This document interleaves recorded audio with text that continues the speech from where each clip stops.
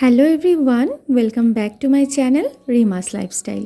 আজকে তৈরি করে দেখাবো চানা মশালা। খুবই সহজ এবং খুবই ইয়াম্মি একটা রেসিপি, যেটা রুটি, পরোটা বা লুচির সাথে বেশ ভালো লাগে খেতে। তোমরা চানা আলু ছাড়াও বানাতে পারো, আবার আলু দিয়েও বানাতে পারো। আমি যেহেতু আলু পছন্দ করি তাই একটু আলু দিচ্ছি, যেমনভাবে আমরা ঘুগনিতে দিয়ে থাকি ওরকম।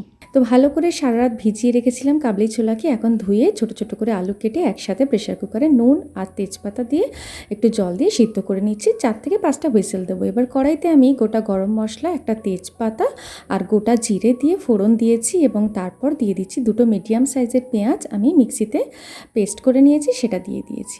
পেঁয়াজটা বেশ কিছুক্ষণ একটু ফ্রাই হয়ে এলে আমি দিয়ে দেবো আদা রসুন বাটা 2 চামচ। দেওয়ার পর দিয়ে দিচ্ছি অল্প একটু নুন, লঙ্কার গুঁড়ো, হলুদ গুঁড়ো, জিরে মরিচের গুঁড়ো, ধনিয়া গুঁড়ো সবগুলো দিয়ে দিচ্ছি। নুনটা অল্প দিয়েছি, কারণ নুন কিন্তু আমি সিদ্ধ করার সময় দিয়েছি। দিয়ে মশলাগুলোর সাথে ভালো করে কষিয়ে নিয়ে এবার আমি দিয়ে দেবো টমেটো পিউরি। ভালো করে টমেটোটাকে আমি মিক্সিতে পেস্ট করে নিয়েছিলাম, এখানে একটাই টমেটো ইউজ করেছি, সেটা দিয়ে দিলাম। দিয়ে বেশ কিছুক্ষণ কষিয়ে নেব। অল্প একটু জল দিয়ে দিয়েছি, দিয়ে আমি ঢাকা দিয়ে কুক করে নেব যতক্ষণ না তেলটা সেপারেট হচ্ছে।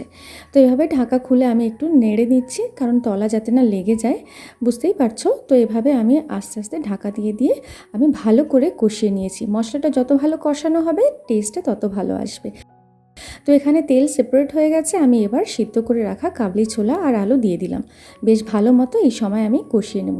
মিডিয়াম টু লো ফ্লেমে রেখে এই সময়টা কিন্তু ভালো করে কষাতে হবে। দিয়ে দিচ্ছি চানা মশলা, এভারেস্টের চানা মশলা দিয়ে দিলাম 1 চামচের একটু কম। তারপর ঢাকা দিয়ে একদম লো ফ্লেমে 3-4 মিনিট মতো এভাবে কষিয়ে নিতে হবে। এতে একটু তেলটা ভালোভাবে পুরোপুরি মশলাটা এখানে কাবলি ছোলার মধ্যে যাবে এবং বেশ টেস্ট হবে। এবার আমি গরম জল দিয়ে নিয়েছি, যতটা আমরা ঝোল রাখতে চাই, তাছাড়া একটু বেশি পরিমাণে দিয়েছি। আর টেস্টটাকে ব্যালেন্স করার জন্য আমি একটু চিনি দিয়েছি। তো এখানে হয়ে গেছে। যতটা আমি গ্রেভিটা রাখতে চেয়েছি সেরকম রেখেই আমি নামিয়ে নিয়েছি। তো এখানে আমার কিন্তু কাবলি ছোলা রেডি। আর আজকের সকালে যেহেতু আমি রুটি বানিয়েছি, তাই রুটির সাথে খেয়ে নিচ্ছি। আশা করছি আজকের ভিডিও তোমাদের ভালো লেগেছে। যদি ভালো লাগে অবশ্যই একটা লাইক করে দিও, আর কমেন্ট করতে কিন্তু ভুলো না।